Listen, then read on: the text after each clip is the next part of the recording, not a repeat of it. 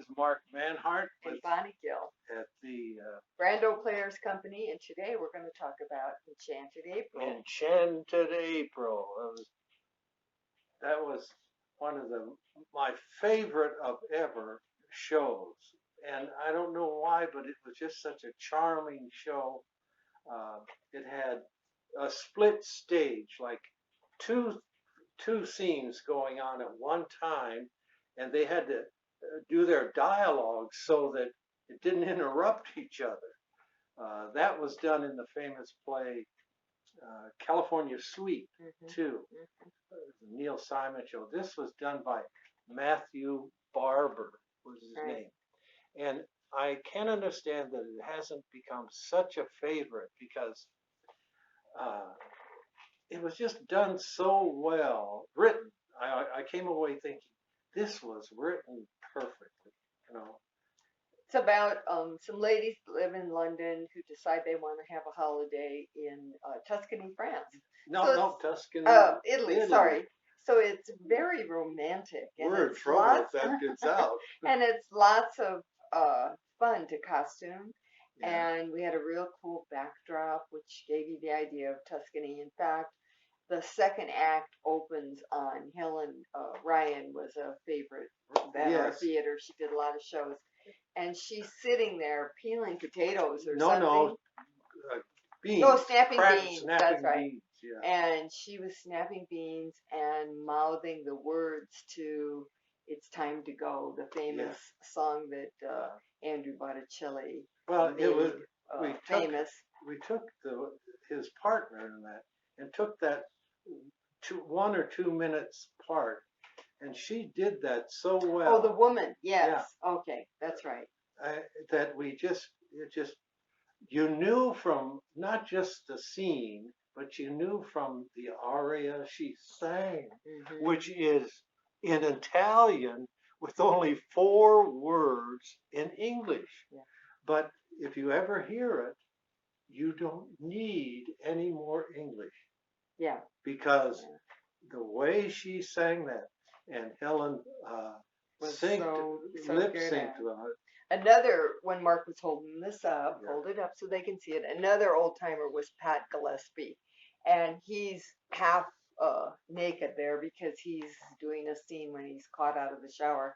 Yeah. He and Katie Beacom became a real cute couple, and his name was Mellish. Yeah, you probably can't see the word Mellish. Oh, that was really hard for him to do that scene because he was very conscious, self-conscious about being out there in the. And the way she said it, it's just perfect.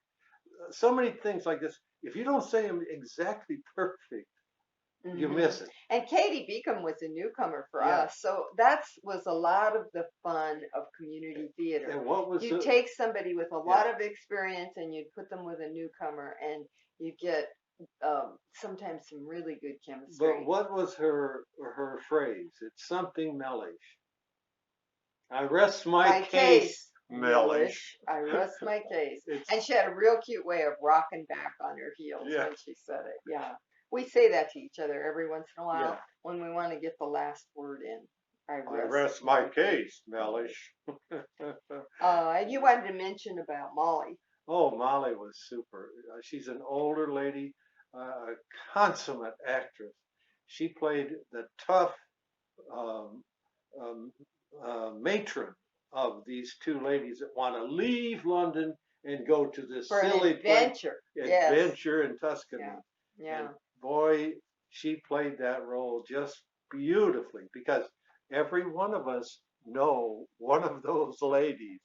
They may be old, they may be on a cane, but you don't mess with her. And another newcomer was Brian McClure. Brian actually was finishing a degree at Creighton University, and he had supported himself for all through college and maybe even before that as a web design guy. Yeah. And he was really good. Yeah, he had done movies, but he hadn't done theater. Yeah. And he was very good. It was a cameo role. You right. know, there are no small plays. Yes, because he came in and replaced somebody. There Yes. are only small actors, and he was a great actor. And And actually, he is today. I still keep in touch with him because shortly after this play, he and his girlfriend left for LA. And he was very lucky because he has always had this web design business, which he's very good at, to keep him afloat. But he's done, oh, he's got an Oh, extensive resume if you look him up online. But two of the things that you might know him for is he's done some cameo roles on the series Hawaii Five-O. oh yeah. And then he had done a rather popular movie.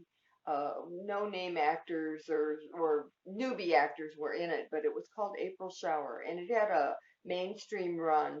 It wasn't it wasn't internet. It was in the theaters, And he had and to he had a really good tough part. I have to say he's very good at picking his parts because they might not be major roles, but they're always real dramatic or real key to the scene, intense. Yeah. So I think Jolene may have brought him into our group. Jolene Ella Wastrol. Yeah. Now she's married Mathis. We keep in touch with her yet too. She's an actress She's and got a model. a kid or two. She has a couple of children now. Her husband's in the Air Force, so she was single when she worked with us, and a dream to work with. We did Yeah. several plays with her at the Grand Olde Players Best Man and maybe a vaudeville show, and then we did some plays with her over at the Chanticleer Theater too. But she moved to Washington D.C. and she kept active in theater out there. And then now she's back in Omaha because her husband's with the Air Force. So remember, whether you're in London or going to Tuscany, oh, would I like that? Live the enchanted world. Oh, and I also wanted to mention that there was actually a movie, Enchanted April, yes.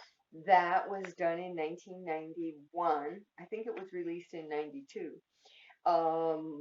Probably someone everyone would know from that movie was Mrs. Plowright. She's sort of on par with Dame Judy Dench, you know. Oh, yeah. So and Maggie Smith, Plowright. And that's the live, living world of enchantment. Oh, of enchantment. Okay. Next time.